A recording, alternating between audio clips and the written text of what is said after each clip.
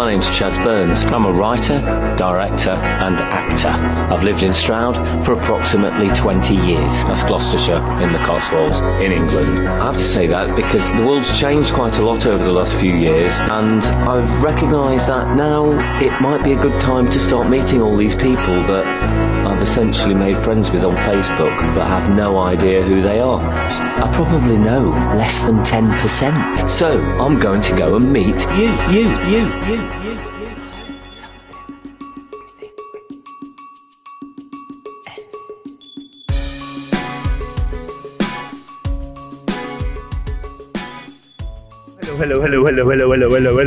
I am in Copenhagen, and I'm looking around and I'm looking at this place and I'm thinking about Facebook friends and I'm thinking about the possibility of finding one near here.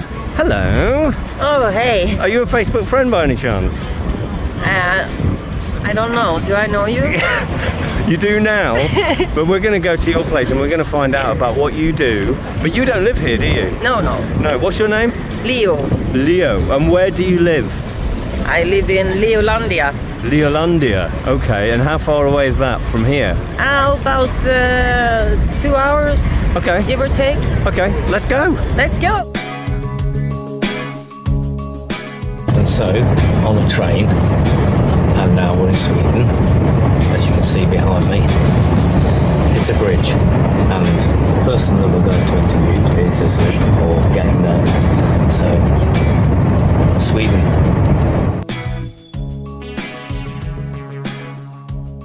I'm the Swedish pirate lady, Yes. as they call me in the old country. Yes. Can we start with your name? Oh, my name. Yeah. You want to know my name? Yes, please. Did you sign the non-disclosure agreement? I did. Twice. Okay, my name is Leo. Okay. Leo Cohen. Hello, Leo Cohen. Nice to meet you. Nice to meet you too. Yeah. What are you doing here in the middle of Sweden? I live here. Okay. I work here. I love here. Yes. I have my cat here. Yes. Very important. And your cat's name? Marilyn Meowson. Marilyn Meowson. Marilyn Meowson, the love of my life. And so how do you come to be here in this bizarre sort of middle of what would be considered in my country the middle of nowhere, really? Well, in my country it's not considered in the middle of nowhere. Sure. This is certainly not in my world. This is the center of the universe, you know. Yes. Just because you're an imperialist, Yeah. you know. Yeah. You're right. This is the center of the world. How come the center of your world is here? Yeah, so my father bought this place Okay. back in '97, and I don't really like know the full story of how they found the house or why they decided to buy this property. But you know, they did have this gallery and all of this art and all of the books. So a big house was one of their big needs. Yes. And of course we were 4 children. But for me personally, like my life journey, I lived in a town in Malmö for 12 years or something like that. Okay. So I recently moved here in 2018, coming back here to my childhood home, one can say. Yep. And I didn't think that I would be here very long. I thought maybe half a year, maybe a year maximum, before I had to go back into town and, you know, find a life or, you know, before I put myself together again. But then after a year, as I told you, I started little by little. I already had my atelier here, but I didn't visit it very much, but I had it here, the room there. And little by little I started building my atelier.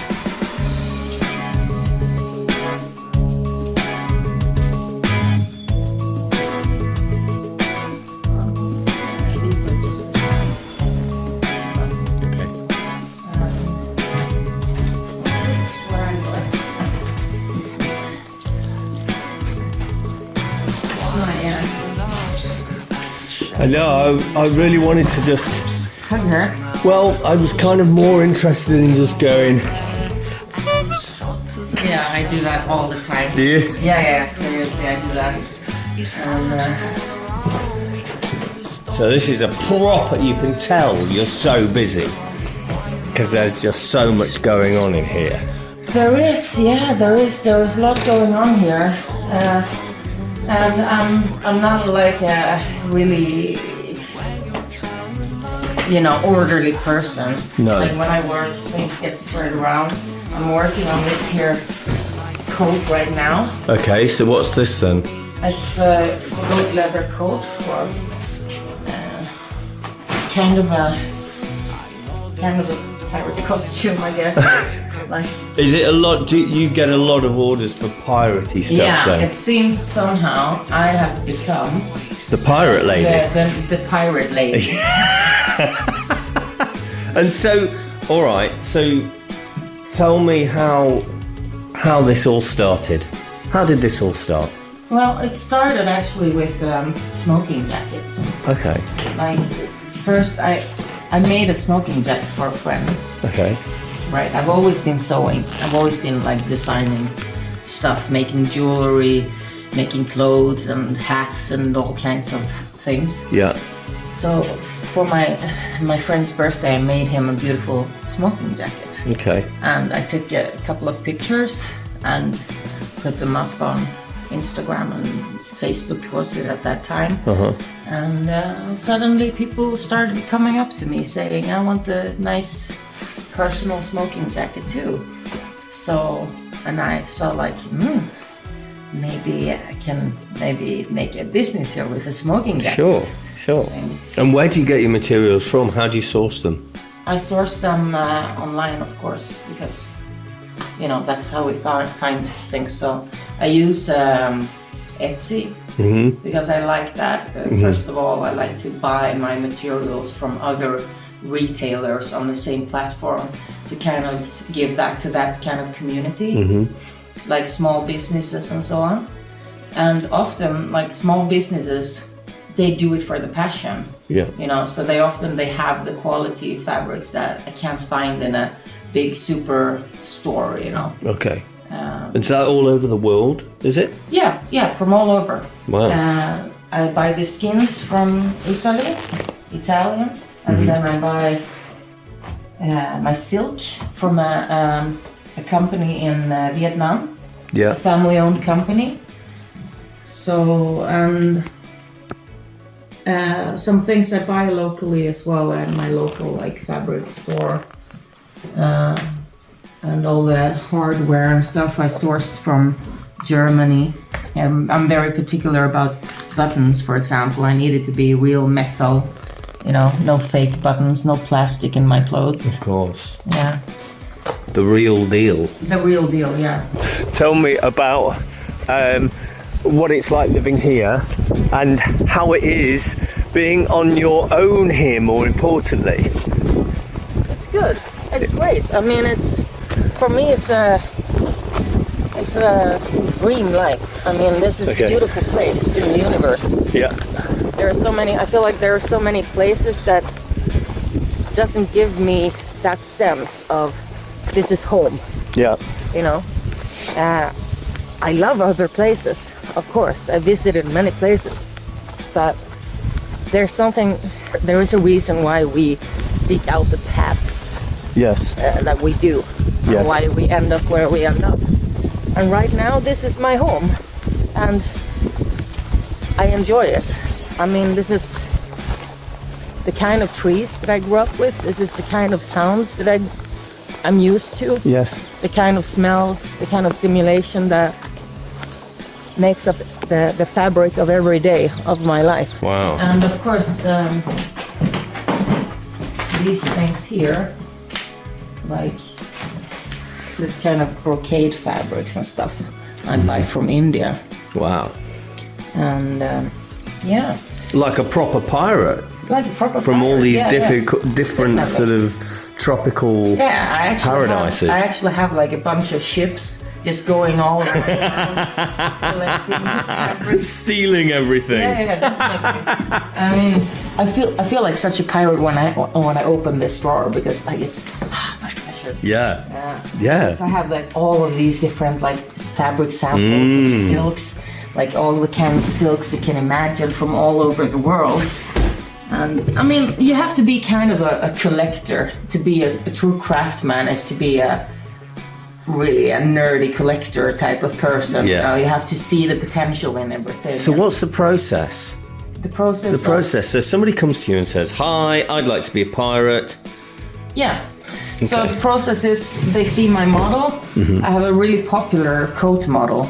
Okay. I don't think I have one here, but at the moment, but it's like a really classical model. Okay. And of course, it looks even better because I use the good quality fabrics. Yeah. So that one is really popular, and so oftentimes they will just write to me, "Hey, I want to be a pirate. Can you do this in lambskin, or can you do this in blue velvet or green velvet? And can you please send me some samples of how that will look like?" Yeah. And basically these sample cards of fabrics, like so. Yeah. And you can choose your favorite pirate color, Right. or you can choose the velvet for your smoking jacket or whatever. Yeah. You know. So if they ask me for green, I will send them samples of green fabrics. So it's pretty easy. Like I'm just asking like what kind of details do you want. Every time I opened a closet in the house, like all of these books would fall over me. You know, old books, rare books, like valuable books. And I thought like this is a shame. They're lying here moldy and dirty and no one's taking care of this. So I started sorting the books and started making an online shop for that. The books that I sell in my bookshop. So yeah, as you can see, that I don't have enough time for it to put everything in the right order that I want. But Sure. I have lots of, you know, I love it so much. I wish I had more time to work with this. And maybe I should just take some more time to do it. I don't know. It's difficult because I really loved it. And I'm really passionate about books, about literature. So this is something to do with your father, these books? Yeah, of course. He was a big book collector. Yeah, My wow. family, yeah. And music and... So he was well read. Oh yeah, oh yeah. I mean, he read all these books. Wow. Yeah, it was not just, you know, Yeah. a facade. He was that type of person. So your memories of him probably is his head stuck in a book then? He wrote books. As well? Yeah, Okay. he wrote books about art. Okay. So my memory of him is him sitting in front of his Macintosh. Yes. Yeah, he was also working as a journalist, so he was writing about exhibitions and reviewing books and stuff like that. The good things about living in a big old house with a big old garden is the library. Right. Because a book is not an object. It's not a normal object. A book is a door right here that you can bring with you wherever you go. So let's say, oh, people are nagging me, they're bullying me, whatever, you know. Uh-huh. It never bothered me because I've always had books. You know, that's the magic of it. That's the magic of having that opportunity to seeing like, I'm not stuck here. Just because I live in this reality, you know, right here, right now. Yeah. I enjoy right here, right now. That's not what I'm saying. I don't enjoy it. But I also enjoy that I can go anywhere I want. I'm a free person. Yes. I don't let my situations limit where I go. So what's this? This is a sewing table. Like in the older days, women would be gifted this table for their marriage. Oh, really? Yeah, handcrafted, very beautiful. I think this is birch tree. I'm not sure, but they would have all their sewing attire in here. Well, the kit. Their kit. They would put their dress or whatever they were working on here. Okay. And then have all the equipment here. Okay. And what's that say there? That says minne till Ulla och Stig på bröllopsdagen 1948 från Väghult. I thought that's So what it said. this is in remembrance of the wedding day, the 26th of June 1948. And you say something about a gallery as well. Yeah, it's downstairs. Can we go and have a look? No, it's not open. Oh. I'm just messing with you. And this here is a compartment that I made for Meowson, because she climbs up this tree and she walks on the plank. Meowson Like the a cat. real pirate cat. She walks Right. on the plank Yes. straight up to my bedroom window. Right, okay. Oh, I see, right. Yeah. The plank. Yeah. Excellent. The original pirate cat. Yep. There is my atelier window. This one. Yep. One.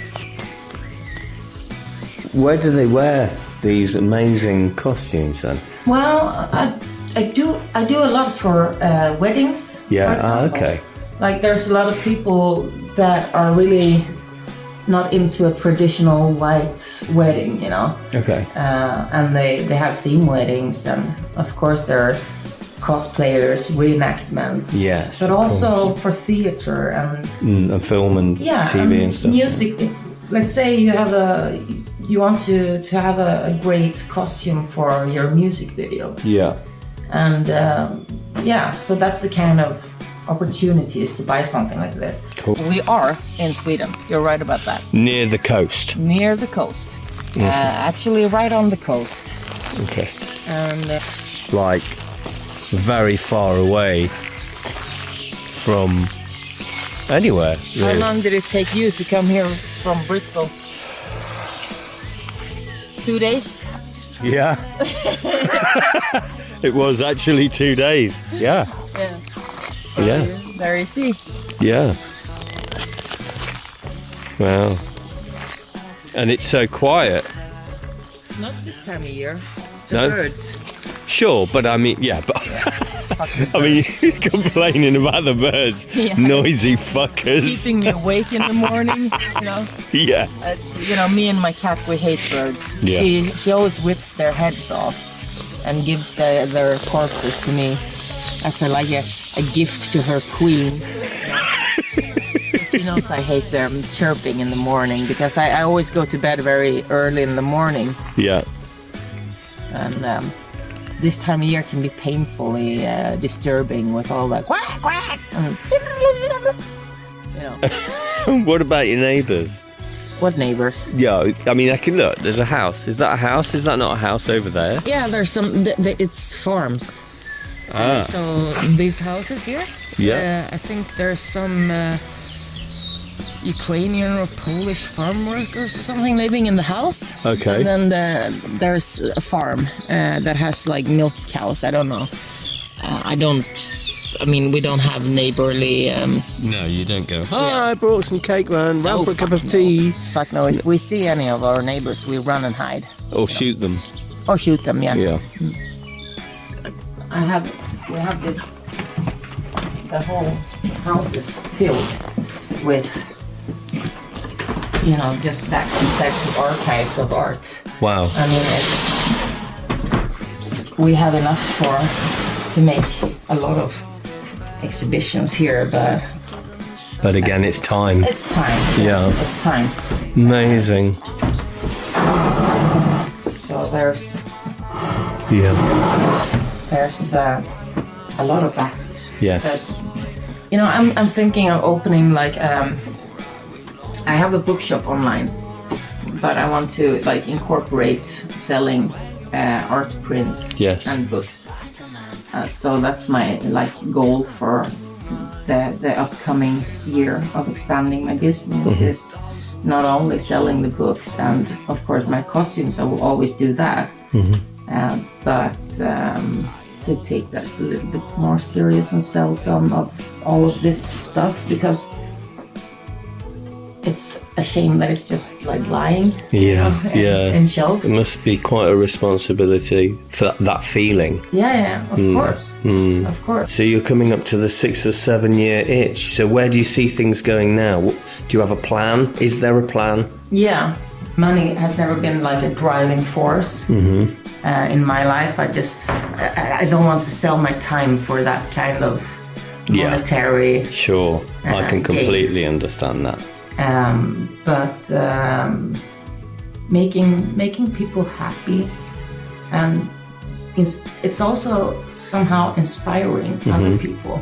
Like even if they don't wear costumes, even if they don't like this kind of fashion, just that they see an example of a person that is not motivated to run in a fucking squirrel wheel, you know? And going off and doing my own stuff, you know? And showing that it is possible. You know, this is why we have the internet. Yes. This is why we have all those freaking apps and shit. Yes. To make it easier for artists to reach their people. Yes. So I hope in some way, you know, people get inspired and find something that they love doing, you know.